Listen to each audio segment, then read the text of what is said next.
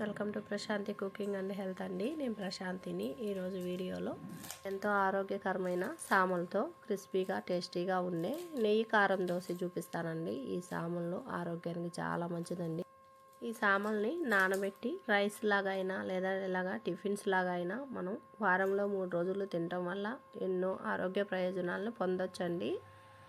ఈ సామలు తినటం వల్ల పీరియడ్స్ సమస్యలతో బాధపడుతుంటారండి ఆడవాళ్ళు. అటువంటి సమస్యలన్నీ తగ్గించుకోవచ్చండి. మరి వీడియోలోకి వెళ్ళి వీడియో చేసుకుంటూ మాట్లాడుకుందాము.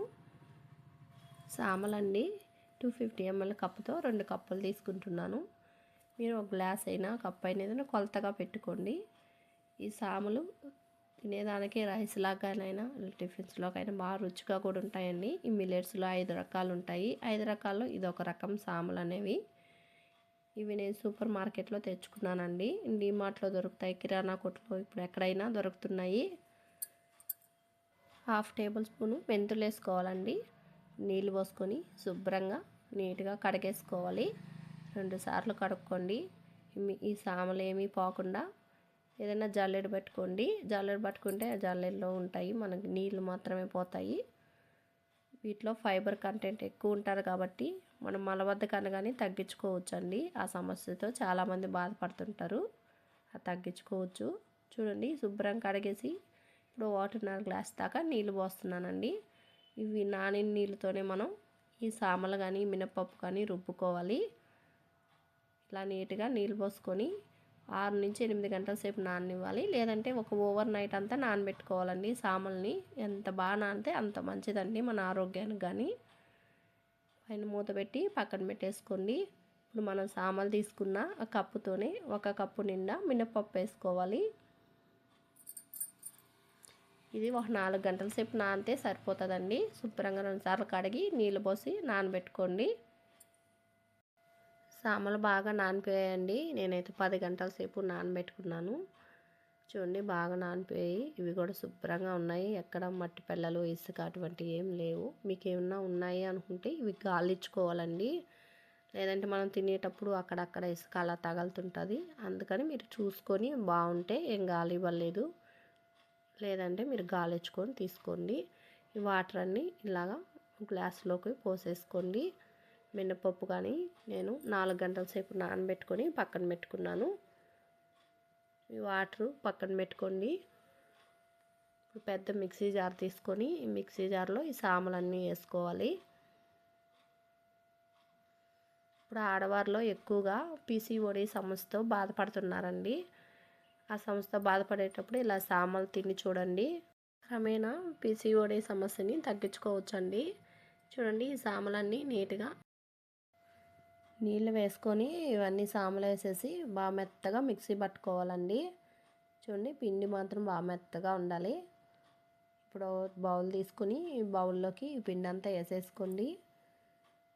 అలాగే మైగ్రేన్ సమస్యతో బాధపడుతుంటారండి.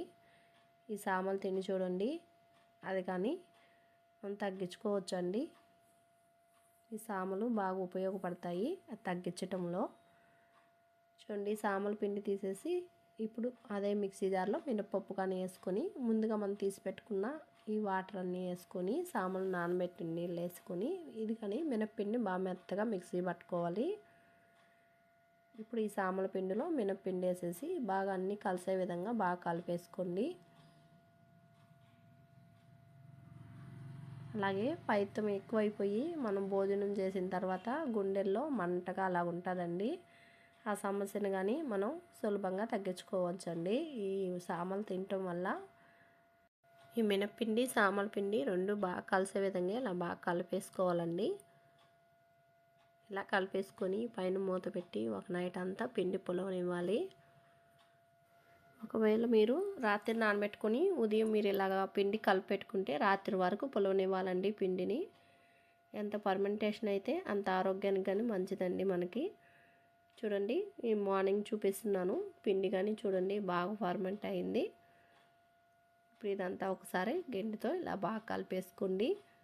చూడండి, పిండి ఎంత బాగా పులిసిందో. ఇప్పుడు ఈ పిండి అంతా బాగా కలిపేసుకొని మీకు టిఫిన్కి ఎంత అవసరమో పిండి అంతా ఒక బౌల్లో తీసి పెట్టుకోండి. పిండిని ఇలాగే మనం బౌల్లో ఉండిచ్చేస్తే పిండి పులిసిపోతుంది. మనం చేసుకునేటప్పుడు టిఫిను కొంచెం పులుపుదనం అనేది వస్తుంది. అప్పుడు ఏం బాగుండదండి. అందుకని మీకు ఎంత అవసరం అంత తీసి పెట్టుకోండి. మిగిలిన పిండి అంతా మీరు ఫ్రిడ్జ్లో పెట్టుకుంటే మీరు ఎప్పుడు టిఫిన్ చేసుకోవాలి అనుకుంటున్నారో అప్పుడు మీరు 10 నిమిషాలు లేదా 15 నిమిషాల ముందు తీసి పెట్టుకొని కొంచెం కూలింగ్ తగ్గాక టిఫిన్ చేసుకోవచ్చండి. ఇప్పుడు ఈ పిండిలోకి కొంచెం సాల్ట్ వేసుకోండి. నేను పింక్ సాల్ట్ వేస్తున్నాను, మీరు మామూలు సాల్ట్ అయినా వేసుకోవచ్చు.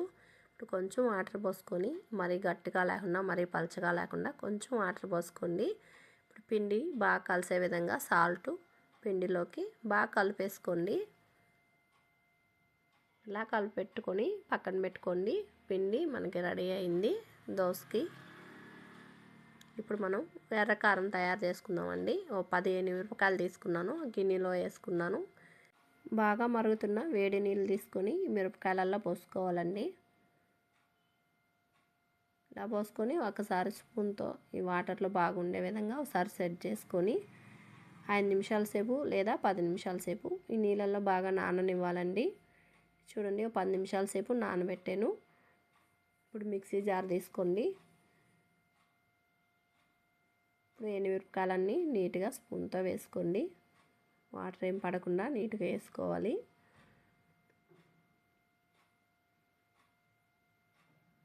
ఉల్లిపాయలండి 2 ఎర్రగడ్డలు తీసుకొని ఇలా చిన్న ముక్కలు కట్ చేసి వేస్తున్నాను.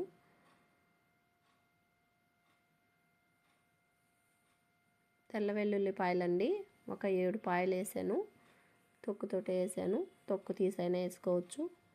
ఎర్రకారంకి రుచికి తగినంత కల్లుప్పు వేసాను. 1/2 టీ స్పూన్ జీలకర్ర వేసాను. ఇప్పుడు ఇవన్నీ బాగా మెత్తగా మిక్సీ పట్టుకోండి. చూడండి, మనం దోశలోకి ఎర్రకారం రెడీ అయిపోయింది. దీంట్లోకి పోపు పెట్టుకోవచ్చు ఇష్టపడే వాళ్ళు, లేదంటే మీరు ఇలాగే తినేయచ్చు. ఒకసారి ఇలా చేసి చూడండి. దోశలోకి, బోండా, వడ దేంట్లోకైనా కానీ చాలా బాగుంటుంది. ఇది పక్కన పెట్టుకోండి. ఇప్పుడు స్టవ్ వెలిగించుకొని దోశ ప్యాన్ పెట్టుకొని కొంచెం వాటర్ చల్లుకొని టిష్యూ పేపర్తో అయినా లేదా ఒక కాటన్ క్లాత్ అయినా నీట్గా తుడిచేసుకోండి. ప్యాన్ని ఇలా తుడుచుకొని ఇప్పుడు దోశ పిండి వేసుకోండి.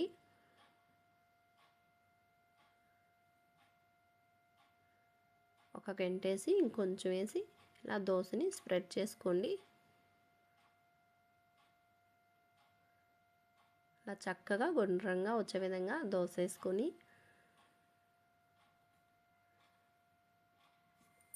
ఒక పెద్ద స్పూన్తో ఎర్రకారం తీసుకొని ఇలా దోశ మీద వేసుకొని ఈ దోశ మీద అంతా ఎర్రకారం బాగా స్ప్రెడ్ చేసుకోండి.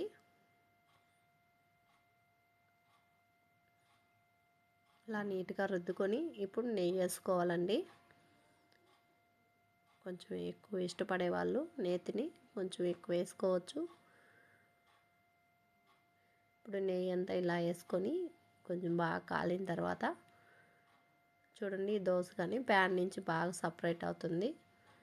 చాలా ఈజీగా వచ్చేస్తుంది. నేను ఒక సైడే కాలనిస్తున్నానండి.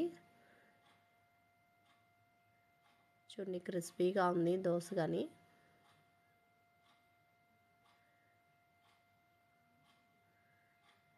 దోశ రెడీ అయిపోయింది. సామల నెయ్యి కారం దోశ. ఇంకో దోశ కానీ వేస్తున్నాను చూడండి. ఇలా పిండి వేసుకొని ఇలా గరిటెతో బాగా గుండ్రంగా ఇలా స్ప్రెడ్ చేసుకోండి.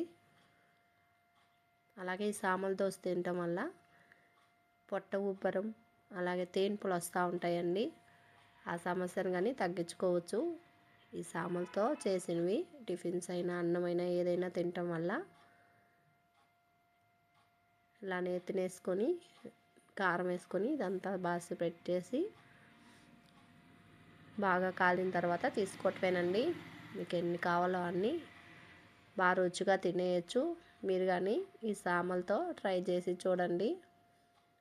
ఆరోగ్యానికి ఆరోగ్యం, రుచికి రుచి అండి. పిల్లలు కూడా బాగా తింటారు. బాగా రుచిగా కూడా ఉంటాయండి ఈ సామలు.